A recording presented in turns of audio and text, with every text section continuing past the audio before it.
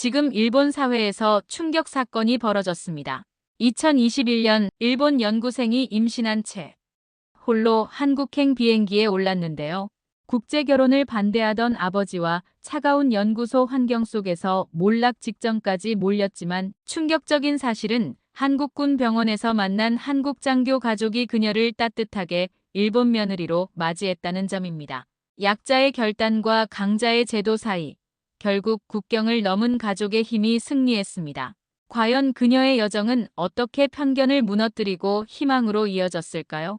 본격적인 이야기 전에 좋아요, 구독 눌러주시면 저희에게 큰 격려가 됩니다. 그리고 우리 사랑스러운 며느리에게 응원의 말씀을 꼭 남겨주세요. 안녕하세요. 저는 아야나 미즈키입니다. 임신 2주차, 제가 아직 모르고 있던 그 작은 생명이 제 뱃속에 자리 잡은 바로 그 시기였어요. 327명의 연구자가 모인 베를린 국제의학회 3일째, 오후 2시 30분 정각에 제 운명이 바뀌었습니다. 강당 좌석 B-14에서 들려온 날카로운 질문 하나가 제 심장을 두근거리게 만들었죠. 조명이 쏟아지는 발표석 위에서 저는 그 목소리의 주인을 찾으려 눈을 가늘게 떴어요. 마이크를 통해 전해지는 또렷한 한국어 억양이 제 귀를 파고들었습니다. 발표자님의 2.3% 통계 오차가 제가 연구 중인 재활의학 데이터와 정확히 일치합니다. 제 손끝이 차가워졌어요. 6개월간 밤새워 준비한 논문의 약점을 한 번에 간파한 사람이 있다니요. 강당 뒤쪽에서 일어선 남성의 실루엣이 눈에 들어왔습니다. 키가 크고 어깨가 넓었지만 왼쪽 다리를 약간 절뚝이는 모습이 보였어요. 군복이 아닌 정장을 입고 있었지만 똑바른 자세에서 군인의 기운이 느껴졌습니다. 혹시 추가 검증 데이터를 공유해 주실 수 있을까요?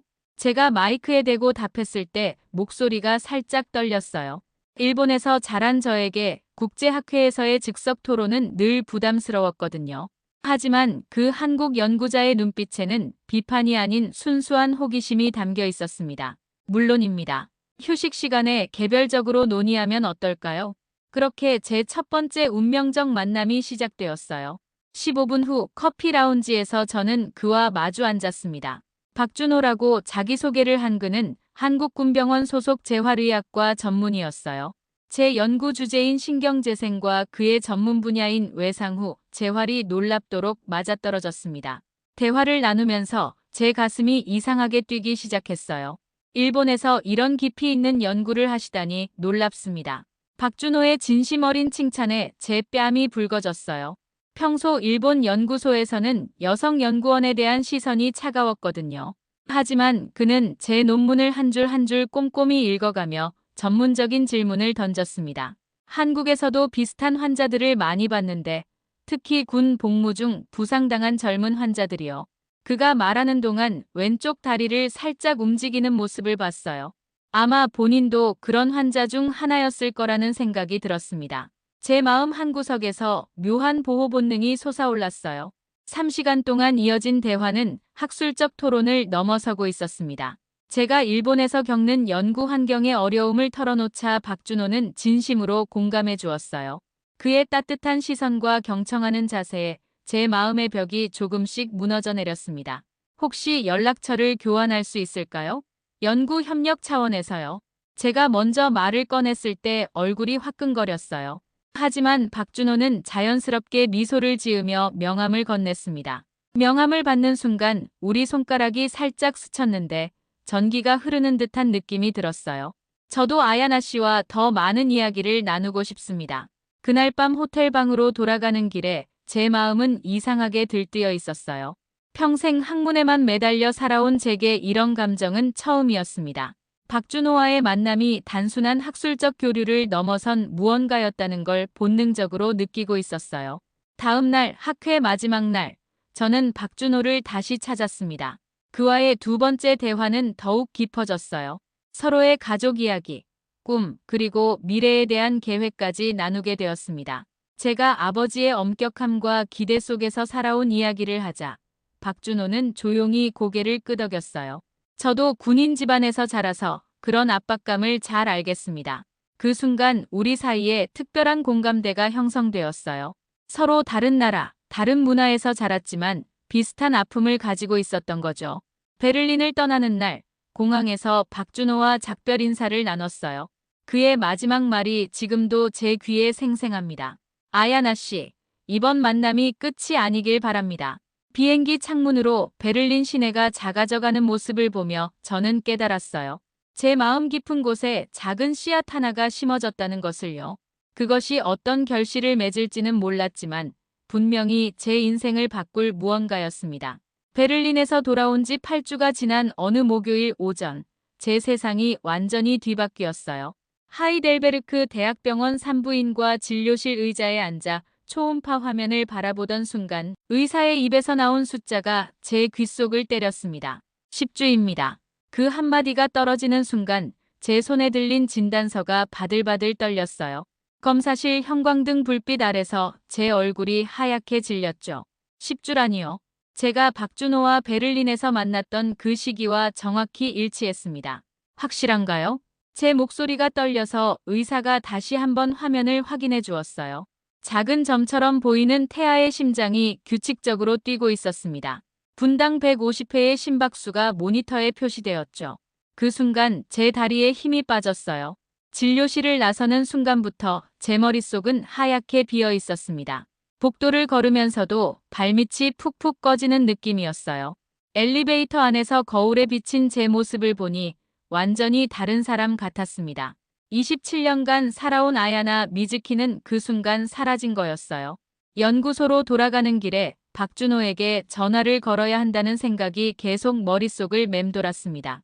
하지만 손가락이 전화기에 닿을 때마다 얼어붙었어요. 한국에 있는 그에게 무슨 말을 해야 할까요? 8주 전 베를린에서의 하룻밤이 이런 결과를 가져올 줄 누가 알았겠어요. 연구소 책상에 앉아서도 논문은 한 줄도 읽히지 않았습니다. 동료들의 대화 소리가 먼 산 메아리처럼 들렸어요. 점심시간에 화장실에 들어가서 거울을 보며 배를 만져봤습니다. 아직 아무것도 나오지 않았지만 그 안에 작은 생명이 자라고 있다는 사실이 믿어지지 않았어요. 일본으로 돌아가면 어떻게 될까요? 아버지 미즈키 히데오는 가문의 체면을 무엇보다 중요하게 여기는 분이에요. 미혼모가 된 딸을 받아들일 리 없었습니다. 은행 임원으로서 쌓아온 명성에 먹칠을 한다며 집에서 내쫓을 게 뻔했어요. 저녁이 되어서야 박준호에게 문자 메시지를 보냈습니다. 준호 씨, 중요한 이야기가 있어요. 통화 가능할 때 연락 주세요. 메시지를 보낸 후 휴대폰을 침대맡에 놓고 천장을 바라봤어요. 독일 하늘은 왜 이렇게 회색빛일까요? 제 마음도 그 하늘처럼 답답하고 무거웠습니다. 30분 후 박준호에게서 전화가 왔어요. 아야나 씨, 무슨 일인가요? 목소리가 이상해요. 그의 걱정 어린 목소리를 들으니 눈물이 쏟아졌습니다. 하지만 말이 나오지 않았어요. 어떻게 시작해야 할지 몰랐거든요. 천천히 말씀하세요. 제가 들을 준비가 되어 있어요. 박준호의 따뜻한 말에 용기를 냈어요. 저 임신했어요. 10주예요. 전화기 너머로 긴 침묵이 흘렀습니다. 박준호의 숨소리만 들렸어요. 제 심장이 터질 것 같았습니다. 정말인가요? 네, 오늘 병원에서 확진받았어요. 또 다른 침묵이 이어졌어요. 그 몇 초가 몇 시간처럼 길게 느껴졌습니다. 아야나 씨, 지금 많이 힘들죠? 제가 책임져야 할 일이네요. 박준호의 말에 제 마음이 조금 누그러졌어요. 하지만 동시에 더 복잡해졌습니다. 그가 책임진다는 게 무슨 의미일까요? 결혼을 말하는 건가요? 아니면 그냥 도덕적 의무감에서 나온 말일까요? 준호 씨는 한국에 있고 저는 독일에 있어요. 어떻게 해야 할지 모르겠어요. 일단 몸조리 잘하시고 제가 방법을 찾아볼게요. 아야나 씨 혼자 감당할 일이 아니에요. 전화를 끊고 나서 제 가슴은 더욱 복잡해졌어요. 박준호의 책임감 있는 태도에 고마웠지만 동시에 그에게 짐이 되는 것 같아서 미안했습니다. 국경을 넘나드는 관계에서 아이까지 생기다니 이런 상황을 어떻게 해결해야 할까요? 그날 밤 잠들기 전까지 수없이 많은 생각이 머릿속을 스쳤어요. 일본 부모님께 알려야 할까요?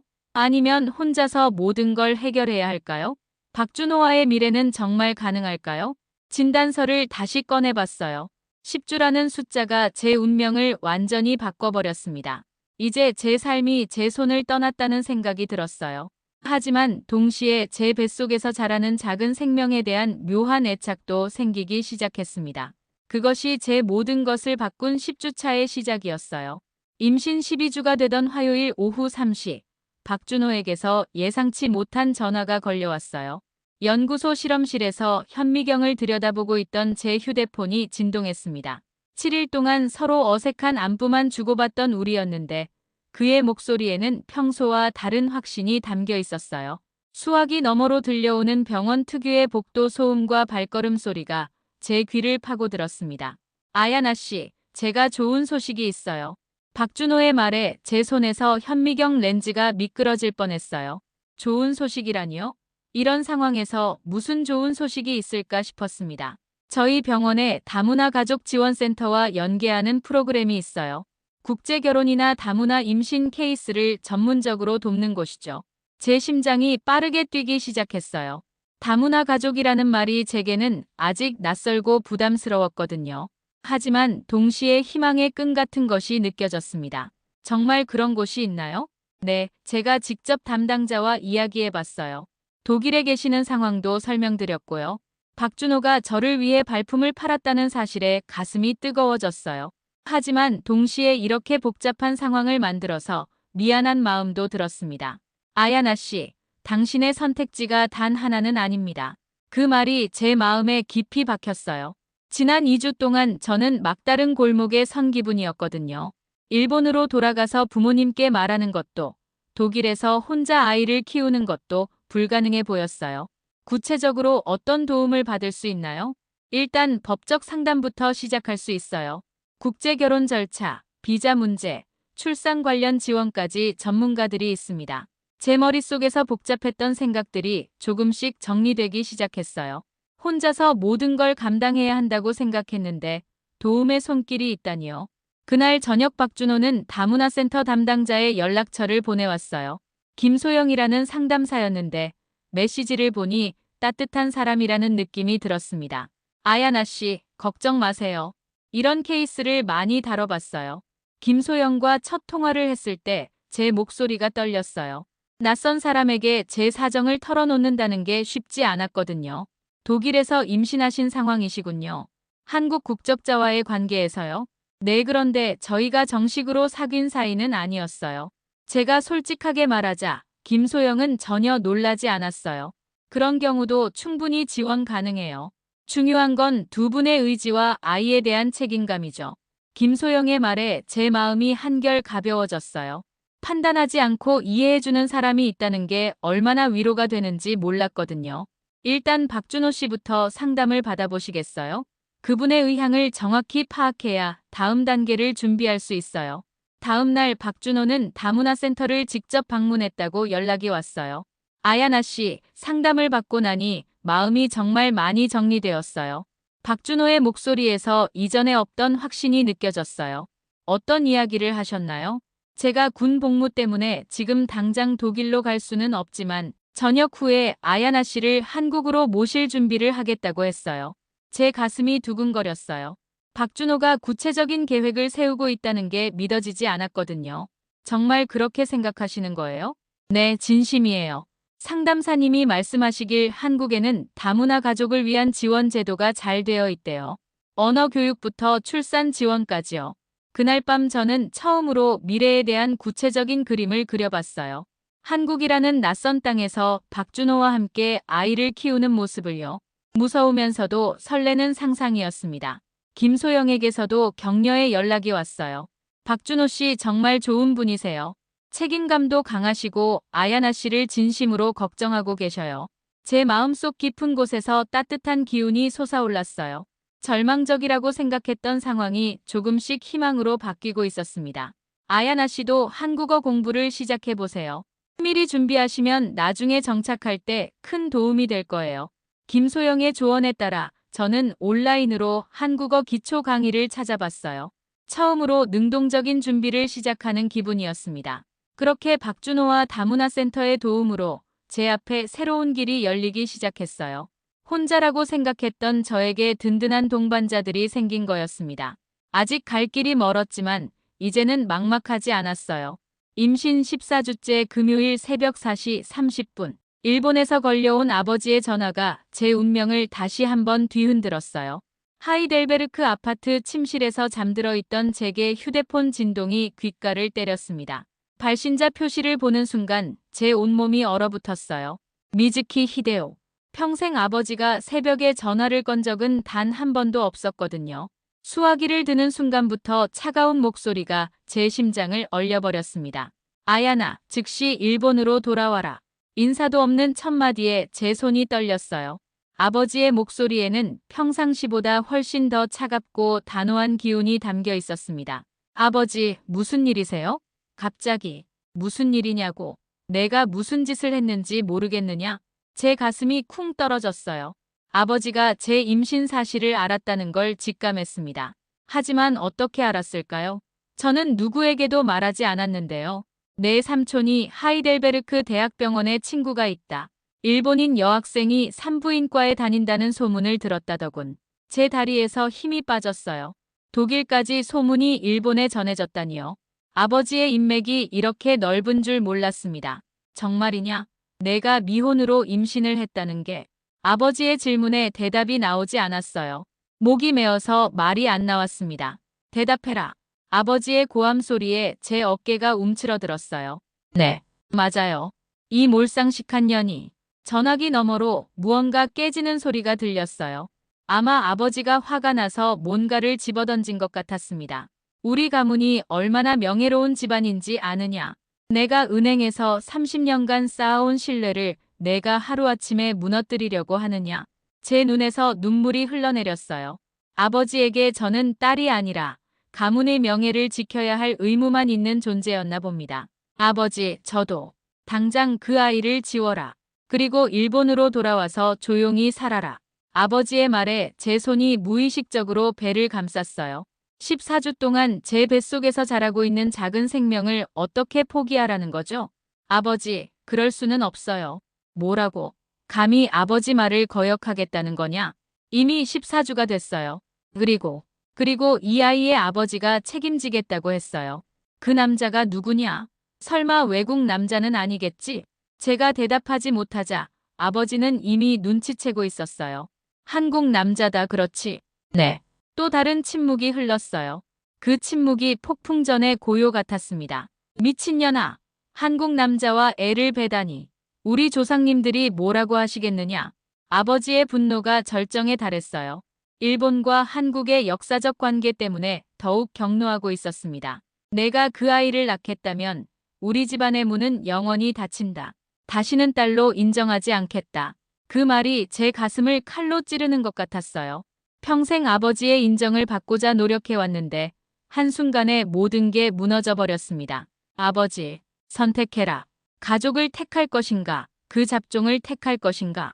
아버지가 제 아이를 잡종이라고 부르는 순간 제 안에서 뭔가가 끓어올랐어요. 분노였을까요? 아니면 모성 본능이었을까요? 아버지가 그런 말씀을 하시면 안 돼요. 내가 감히 아버지에게 훈계하느냐? 이 아이는 잘못이 없어요. 그리고 저도 제 인생을 살고 싶어요. 전화기 너머로 아버지의 거친 숨소리만 들렸어요. 제 반박에 더욱 화가 난 것 같았습니다. 좋다. 그럼 혼자 살아라. 앞으로 일본 땅은 밟지도 마라. 내가 선택한 길이니까 끝까지 책임져라. 전화가 끊어졌어요. 제 손에서 휴대폰이 떨어져 바닥에 떨어졌습니다. 저는 침대에 앉아서 한참을 울었어요. 가족으로부터 버림받는다는 것이 이렇게 아픈 일인지 몰랐습니다. 하지만 동시에 제 뱃속의 아이를 지키겠다는 의지도 더욱 확고해졌어요. 새벽 6시, 박준호에게 전화를 걸었습니다. 아야나 씨, 이른 시간에 무슨 일이세요? 준호 씨, 제가 정말 혼자가 됐어요. 제 울먹이는 목소리를 듣고 박준호는 모든 걸 이해했어요. 부모님이 알게 되셨나요? 네. 아버지가 절연하겠다고 하셨어요. 아야나 씨, 혼자가 아니에요. 제가 있잖아요. 박준호의 따뜻한 말에 제 눈물이 다시 흘렀어요. 하지만 이번에는 절망의 눈물이 아니라 희망의 눈물이었습니다. 그날부터 저는 진짜 독립적인 선택을 해야 했어요. 가족의 반대와 사회의 시선을 무릅쓰고 제 길을 가야 하는 거였습니다. 무서웠지만 후회는 없었어요. 임신 16주째 화요일 오전 11시 20분, 인천공항에서 내린 순간부터 제 심장이 미친 듯이 뛰었어요. 11시간 비행 동안 단 한 번도 잠들지 못했던 피로가 온몸을 짓눌렀지만 박준호를 만날 생각에 발걸음은 가벼웠습니다. 공항 출구를 나서며 한국의 습한 공기가 제 폐를 가득 채웠어요. 임신 때문에 더욱 예민해진 후각에 김치와 마늘 냄새가 섞인 독특한 향기가 스며들었죠. 택시기사에게 군병원 가주세요라고 어눌한 한국어로 말할 때 제 목소리가 떨렸습니다. 아버지와의 절연 선언 후 48시간 만에 내린 결정이었어요. 더 이상 독일에서 혼자 고민할 수 없었거든요. 박준호에게는 미리 연락하지 않았습니다. 갑작스럽게 나타나면 놀라겠지만 제 진심을 보여주고 싶었어요. 택시가 군병원 정문에 도착했을 때 제 손바닥에 땀이 흥건했어요. 군인들이 서 있는 경비초소를 지나며 긴장이 더욱 높아졌습니다. 면회 접수를 하면서 박준호 중위를 만나러 왔어요 라고 말하는데 접수 담당자가 이상한 표정을 지었어요. 박준호 중위시요? 지금 재활치료 중이신데 면회 예약은 하셨나요? 재활치료라는 말에 제 가슴이 철렁 내려앉았어요. 박준호에게 무슨 일이 생긴 걸까요? 무슨 재활치료요? 훈련 중 부상을 당하셔서 한 달째 재활 중이세요. 가족분이신가요? 제가 대답하지 못하고 있을 때 담당자가 동정어린 눈빛으로 바라봤어요. 특별 면회로 처리해 드릴게요. 3층 재활의학과로 가시면 됩니다. 엘리베이터를 타고 3층에 올라가는 동안 제 마음은 복잡했어요. 박준호가 다쳤다는 소식을 왜 제게 말하지 않았을까요? 제 때문에 걱정을 끼치고 싶지 않았던 걸까요? 재활의학과 복도를 걷는데 여러 병실에서 들려오는 신음소리와 기계음이 제 귀를 때렸어요. 간호사에게 박준호의 위치를 물어보니 재활운동실에 있다고 했습니다. 운동실 유리문을 통해 안을 들여다봤을 때 제 눈에 눈물이 고였어요. 박준호가 목발을 짚고 평행봉 사이에서 걸음마 연습을 하고 있었거든요. 왼쪽 다리에 깁스를 한 채로 물리치료사의 도움을 받으며 한 걸음씩 내딛는 모습이 너무 아팠습니다. 문을 열고 들어가는 순간 박준호와 눈이 마주쳤어요. 아야나 씨? 박준호의 얼굴에 놀람과 기쁨이 동시에 스쳤어요. 목발에 의지한 채 저를 바라보는 그의 모습에 제 가슴이 미어졌습니다. 준호 씨, 왜 말 안 했어요? 저는 울먹이며 그에게 다가갔어요. 박준호는 당황한 표정으로 물리치료사에게 잠시 자리를 비켜달라고 부탁했습니다. 갑자기 어떻게? 연락도 없이. 더 이상 혼자 있을 수 없었어요. 그런데 준호 씨는 왜 다친 걸 숨겼어요? 박준호가 목발에서 한 손을 떼고 제 어깨를 가볍게 만졌어요. 아야나 씨가 걱정할까 봐서요. 지금도 임신으로 힘든데 제 이야기까지 들으면 그의 배려심에 제 눈물이 더 많이 났어요. 자신이 다쳤는데도 저를 걱정하고 있었다니요. 얼마나 아팠을까요? 많이 나아졌어요. 한 달 후면 완전히 회복될 거예요. 박준호가 억지로 밝게 웃으려 하는 모습이 더욱 안쓰러웠어요. 저 때문에 이런 일이. 아니에요. 훈련 중 사고였어요. 아야나 씨와는 상관없어요. 하지만 제 마음은 무거웠어요. 제가 임신 소식을 전한 후 박준호가 마음의 부담을 느꼈을 수도 있잖아요. 조용한 면회실로 자리를 옮겨 앉았을 때 박준호가 제 배를 바라봤어요. 많이 나왔네요. 16주가 된 제 배는 이제 눈에 띄게 불러 있었어요. 어떤 기분이에요? 아이가 자라는 게. 박준호의 질문에 제 손이 자연스럽게 배에 올려졌어요. 신기해요. 이 작은 심장 박동. 당신을 닮았습니다. 제가 말하는 순간 박준호의 눈이 커졌어요. 정말요? 네, 강하고 규칙적으로 뛰어요. 의사가 말하길 아주 건강하대요. 박준호가 조심스럽게 손을 내밀었어요. 만져봐도 될까요? 제가 고개를 끄덕이자 그의 따뜻한 손이 제 배 위에 올려졌어요. 그 순간 태아가 움직였는지 박준호의 표정이 놀라움으로 가득 찼습니다. 지금 움직였어요? 네, 요즘 자주 움직여요. 박준호의 눈에서 눈물이 흘러내렸어요. 처음으로 아버지가 되는 실감이 든 것 같았습니다. 아야나 씨, 한국까지 오시느라 힘들었죠? 아니에요. 이제 제대로 시작할 수 있을 것 같아요. 그날 오후 박준호와 함께 병원 정원을 산책했어요. 목발을 짚고 천천히 걷는 그와 나란히 걸으며 제 마음은 처음으로 평화로워졌습니다. 여기가 제가 새로 시작해야 할 땅이구나 하는 생각이 들었어요.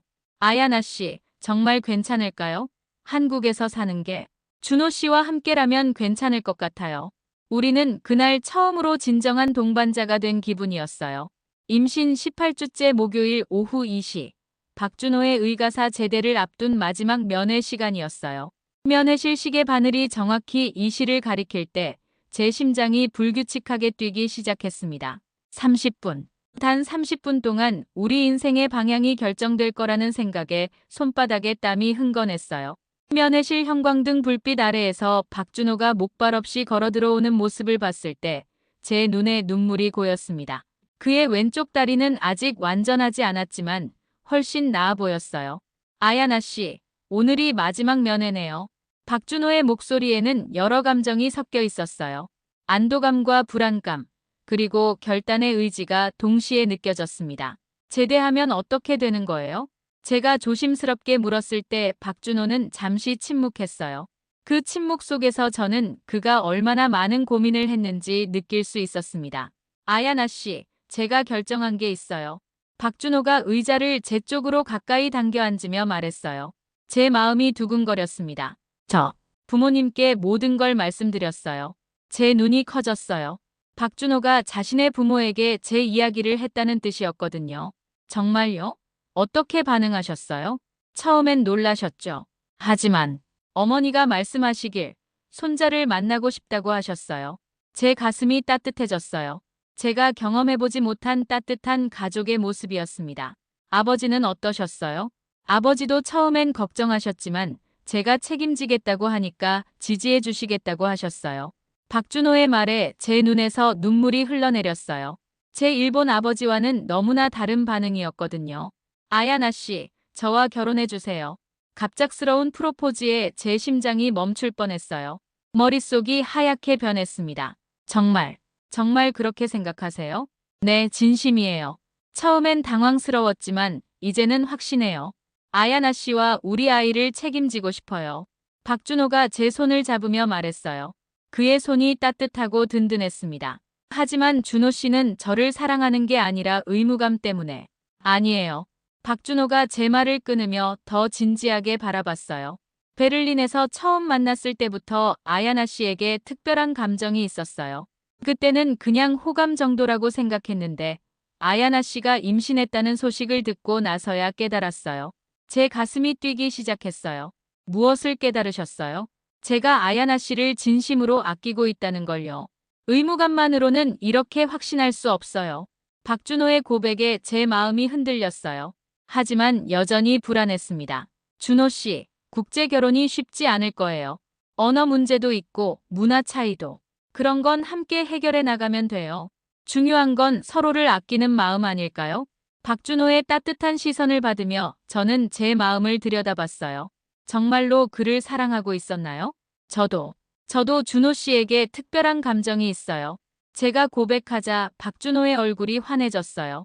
그럼 우리 함께 해요.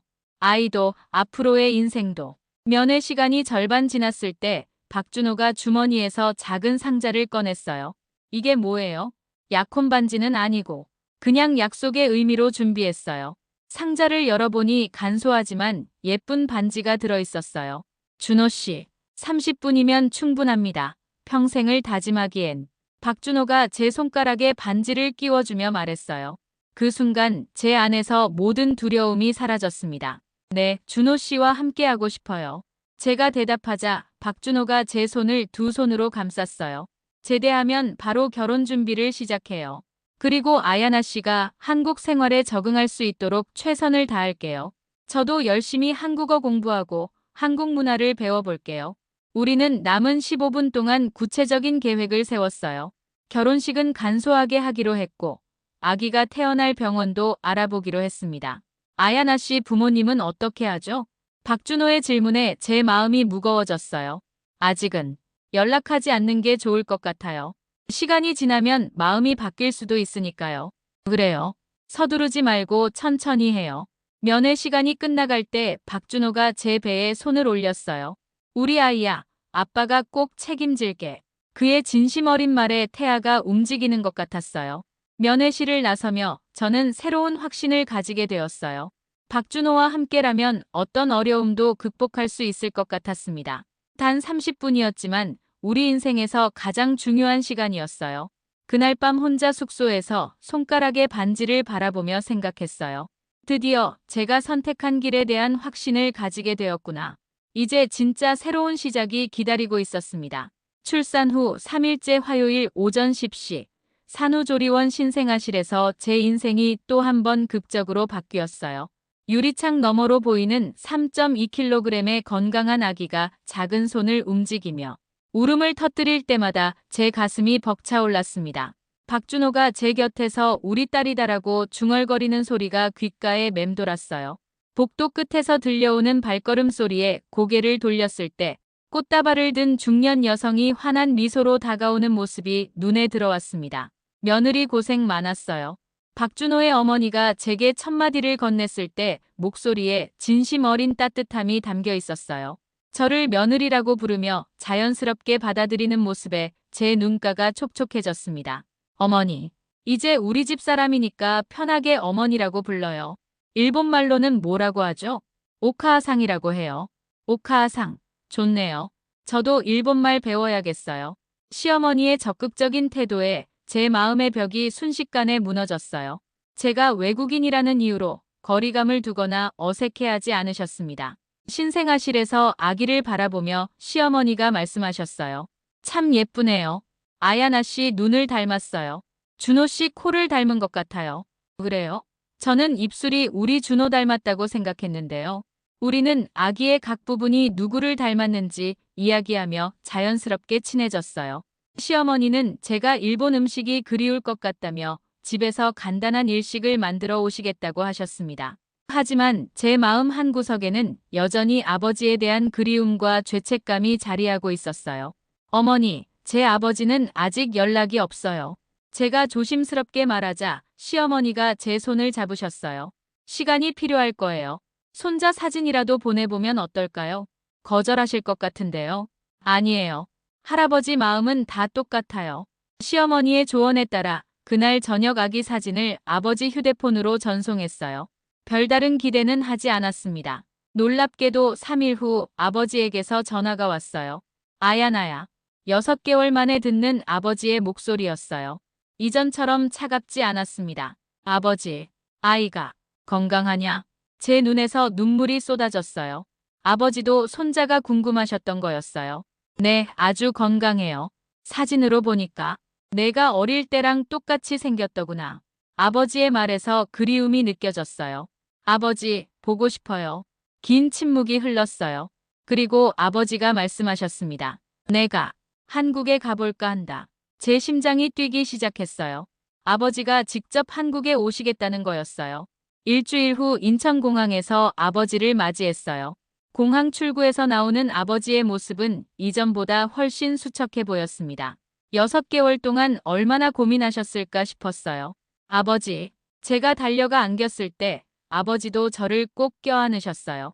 미안했다, 아야나야. 그 한마디에 모든 게 용서되었어요.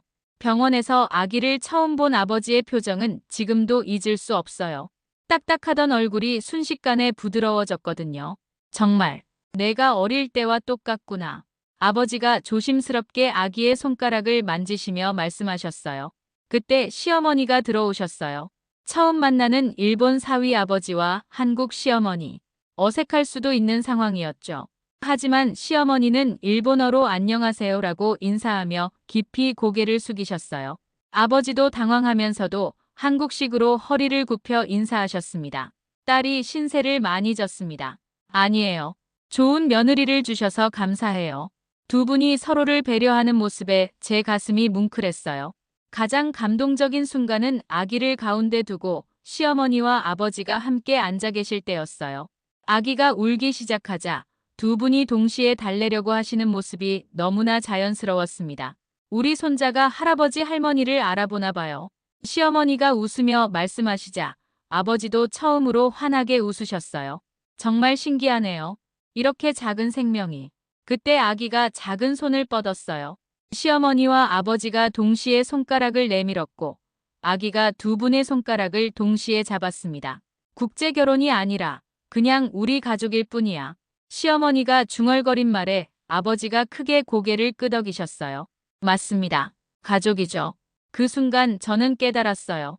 국경도, 문화의 차이도, 과거의 아픔도 모두 사랑 앞에서는 의미가 없다는 걸요. 저녁 식사 자리에서 아버지가 박준호에게 말씀하셨어요. 사위, 우리 아야나 잘 부탁합니다. 네, 아버님. 평생 잘 모시겠습니다. 두 남자의 악수를 보며 제 눈에 또다시 눈물이 고였어요. 아버지는 일주일 동안 한국에 머물며 손자와 시간을 보내셨어요. 마지막 날 공항에서 작별할 때 아버지가 말씀하셨습니다. 아야나야, 이제 정말 행복해 보인다. 네, 아버지. 정말 행복해요. 앞으로 자주 왕래하자. 손자도 일본 할아버지를 알아야지. 그렇게 우리 가족의 진정한 화해가 이루어졌어요. 체면이나 편견보다 가족의 사랑이 더 소중하다는 걸 모두가 깨달은 순간이었습니다. 결혼 4년째 토요일 오전 9시 서울 다문화 가족지원센터 강의실에서 제 새로운 인생이 절정에 달했어요. 15명의 다문화 가정 부모들이 둥글게 앉아 제 이야기에 귀를 기울이고 있을 때 제 가슴은 뿌듯함으로 가득 찼습니다. 3살 된 딸 사쿠라가 제 옆에서 한국어와 일본어를 섞어가며 중얼거리는 소리가 강의실에 은은하게 퍼졌어요. 창밖으로 들어오는 따뜻한 봄 햇살이 제 어깨를 감싸며 이제야 진짜 제자리를 찾았구나 하는 생각이 들었습니다. 6개월 된 둘째 케이타가 유모차에서 평화롭게 잠든 모습을 보며 미소가 저절로 나왔어요. 상담사님, 정말 어려웠을 텐데 어떻게 극복하셨어요? 필리핀 출신 마리아가 조심스럽게 질문했을 때 저는 4년 전 제 모습이 떠올랐습니다. 임신한 채 혼자 한국 땅을 밟았던 그때의 두려움과 외로움을요. 저도 처음엔 정말 막막했어요. 언어도 안 통하고 문화도 달라서 매일이 도전의 연속이었거든요. 지금은 한국어를 정말 잘하시는데요. 베트남 출신 하이가 감탄하며 말했어요. 매일 한국 드라마를 보고 시어머니와 대화하면서 배웠어요. 그리고 가장 중요한 건 포기하지 않는 마음이었어요. 제 말에 모든 분들이 고개를 끄덕였어요. 각자의 사연은 달랐지만 비슷한 어려움을 겪고 있다는 공감대가 형성되었습니다. 상담사님, 아이들 교육은 어떻게 하세요? 한국어와 일본어 둘 다 가르치시나요? 중국 출신 리민이 가장 관심 있어 하는 질문을 던졌어요. 네, 두 언어 모두 가르치고 있어요. 사쿠라야, 인사해볼까? 제가 딸을 부르자 사쿠라가 일어나서 당당하게 말했어요. 안녕하세요. 와타시와 사쿠라 데스. 한국어와 일본어를 섞어서 인사하는 딸의 모습에 모든 분들이 박수를 쳤어요. 어머, 정말 똑똑하네요.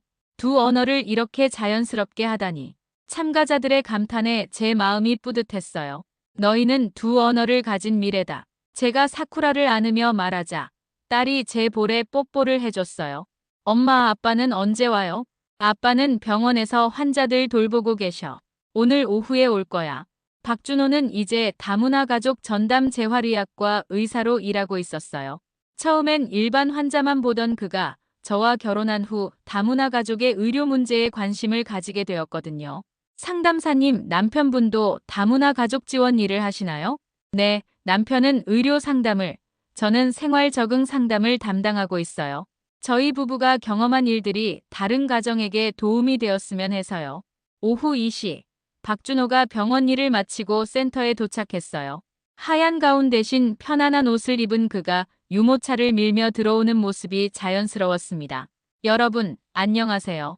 박준호입니다. 아빠. 사쿠라가 달려가 박준호를 안겼어요. 우리 딸, 오늘도 엄마 도우미 역할 잘했지? 네. 저 일본어도 가르쳐줬어요. 사쿠라의 말에 참가자들이 웃음을 터뜨렸어요. 그날 오후 가족 상담 시간에는 제가 직접 경험한 시행착오들을 나누었어요. 처음에는 김치가 너무 매워서 울면서 먹었어요. 지금은 김치 담그는 법까지 배우셨잖아요. 마리아가 놀라며 말했어요. 시어머니가 정말 많이 도와주셨어요. 그리고 무엇보다 남편이 항상 제 편에서 도와줬죠. 박준호가 제 손을 잡으며 말했어요. 아야나가 더 열심히 했어요. 저는 그냥 지지해 준 것뿐이에요. 그래도 남편의 지지가 없었다면 불가능했을 거예요. 상담이 끝나고 집으로 가는 길에 박준호가 말했어요. 아야나 씨, 정말 많이 달라졌어요. 처음 한국에 왔을 때와는 완전히 다른 사람 같아요. 좋은 방향으로 달라진 거죠? 물론이요. 더 자신감 있고 더 당당해졌어요. 그리고 다른 사람들을 도우려는 마음도 생겼고요. 집에 도착해서 저녁을 준비하며 저는 지난 4년을 되돌아봤어요. 베를린에서 시작된 작은 인연이 이렇게 큰 변화를 만들어냈다니 신기했습니다. 사쿠라가 할아버지 제 아버지와 영상통화를 하는 모습을 보며 가슴이 따뜻해졌어요. 오지상, 겐키 데스카. 사쿠라야, 할아버지 잘 있단다. 너는 한국어 공부 열심히 하고 있니? 네. 엄마가 가르쳐줘요. 아버지는 이제 한 달에 한 번씩 한국을 방문하세요. 손자들을 보러 오시는 거죠. 밤에 아이들을 재우고 박준호와 함께 앉아 있을 때 그가 말했어요. 아야나 씨, 우리가 도운 가정들이 이제 50가구가 넘었어요. 정말요? 벌써 그렇게 많이 됐나요? 네, 다들 잘 적응해서 행복하게 살고 있어요. 우리처럼요. 창밖으로 보이는 서울의 야경을 바라보며 저는 감사한 마음이 들었어요. 한때는 절망적으로 보였던 상황이 이렇게 아름다운 결실을 맺다니요. 준호 씨, 우리 정말 행복하죠? 네, 정말 행복해요. 그리고 앞으로도 더 많은 가정이 우리처럼 행복해졌으면 좋겠어요. 사쿠라의 작은 잠꼬대 소리가 들려왔어요. 엄마, 아빠, 사랑해요. 한국어와 일본어가 자연스럽게 섞인 그 말에 제 눈가가 촉촉해졌습니다. 이제 저는 확신할 수 있어요. 사랑은 정말 모든 경계를 넘어선다는 걸요. 그리고 우리 가족의 이야기가 더 많은 사람들에게 희망이 되고 있다는 것도요.